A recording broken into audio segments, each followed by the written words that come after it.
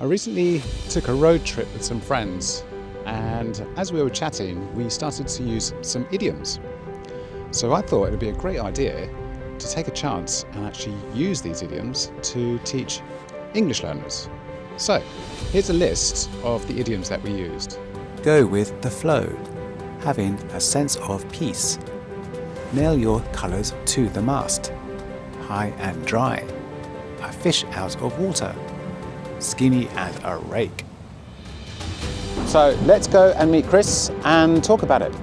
Yo, Chris, do you like this part of the world? I love this part of the world. It's extraordinary. It is, isn't wonderful, it? Wonderful. It's so beautiful. Imagine if we got stuck here. Yeah. And because this is an island. Yep. So what would we do? Well, there's a pub on the island, so we would enjoy the Guinness, which is plentiful here. So we enjoy, but mostly we just wander around. Look at these epic, this incredible landscapes. One of the most beautiful places in the world. In the world, yeah. So we would just go with the flow, right? Yeah, well, apparently, she is a bit of a goer. So she runs the bar, and people always said to me, if she says come out the back, always go with the flow. Yeah. That's what I heard. Yeah. You hear the same thing? Yeah. Okay.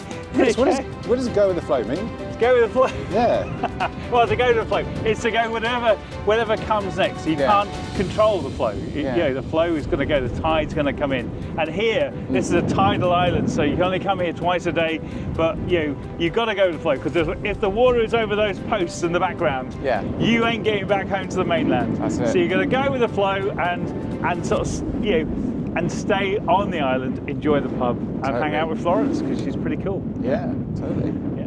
So that's an idiom, go with the flow. There's another idiom that we'd like to talk about. That's not good, actually, because to go with flow is actually when you actually caught in the flow.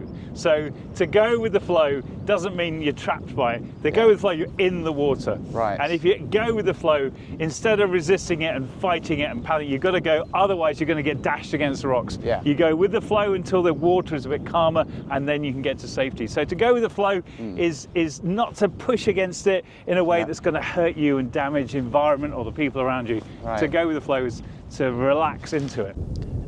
Can you see that? The tide is flowing towards me, very slowly, but it's creeping inwards. Can you see that?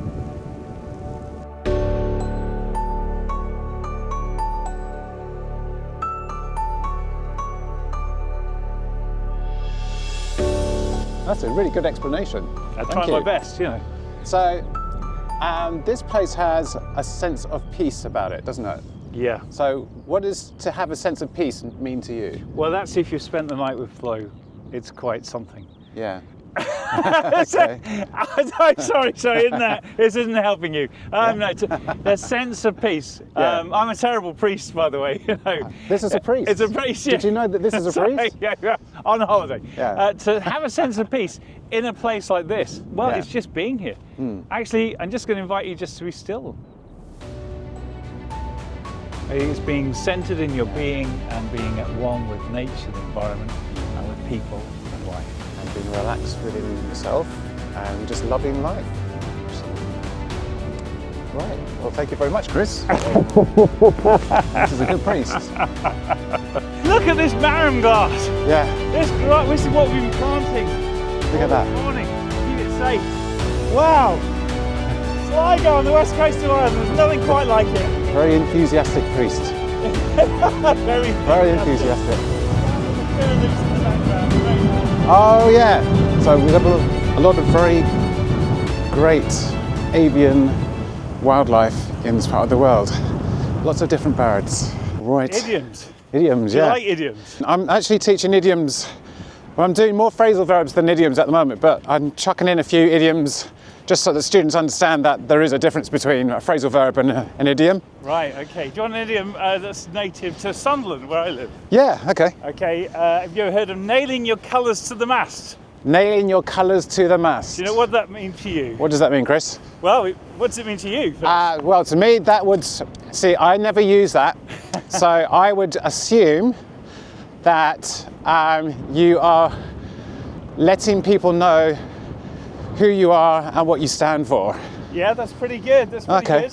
And it Not comes bad. from the Battle of Camperdown where the English were fighting the Dutch, and the Dutch managed to fire a cannon that knocked off the main mast of the main ship, which would normally mean you have to give defeat and give up. But Jack Crawford, a sailor from Sunderland, he climbs what's left of the mast. Right. And he takes with him the flag, which is known as the colours. He takes with the colours and he nails the colours to the mast to show that we've not given in. Right. And that we're going to carry on fighting. I see. So that's where it comes from, to nail colours to the mast, is to keep going. Right. Even though things are really tough. You're going to say what you believe, yeah, and you're going to keep on doing it. Cool. There you go. I got it. Yes. It's a new one for you. All right, thank you.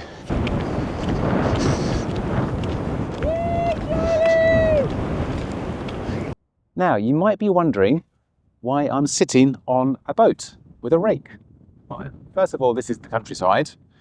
And second of all, I have some more idioms for you. The water is down there. The boat is up here and it's dry. It's not wet. Now, how would you use that in everyday English? You can see in the video that I'm sitting on a red boat and it's upside down, but it's also on top of a hill, so it's high. There's no water around it, so it's dry. So what does this imply when we use it? Well, it can mean that there might be a sense of helplessness, or there is a big problem that you can't solve. In everyday use, we probably use it more often when somebody has been abandoned or left alone. So for instance, if a friend does not show up for a meeting, the other person is left high and dry. Now, there are other idioms that are similar, and one of those is a fish out of water. Fish need to breathe through their gills when they're in the water, unlike horses. You can certainly have horses out of water, and they can run along the beach and they'll be fine. So if a fish is not in the water, it finds it hard to breathe, or it can't breathe at all. So the idiom, a fish out of water, it actually implies difficulty. Imagine you're doing something for the first time, and it's something you've never done before, and it's something that you know is going to be really difficult, but you do it anyway, and at the end of it, you feel good, but you still feel like you're a fish out of water. You'll do better next time. Now, rake. This is a rake, and you can see how thin the rake is. Some people use that to describe people. The shape of that rake is pretty thin. And this idiom is normally used to describe a person. Now, that person could be either malnutritioned because they're not eating enough, or is being encouraged by somebody close to them to eat more, because come on, you've got to eat something else, all right? You're skinny as a rake. So that's how you would use that. Yeah.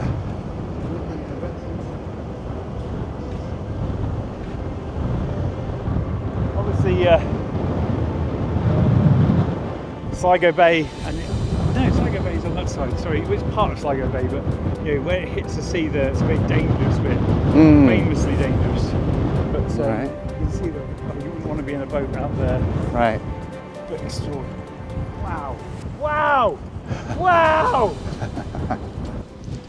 So there you have it.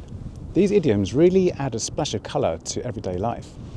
I definitely recommend learning some of these. And if you're curious about learning more idioms, drop me a comment. And if there's anything specific that you would like to know, let me know. So, until next time, peace.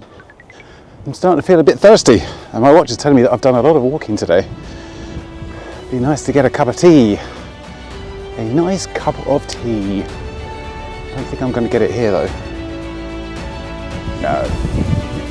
Need to keep tracking on.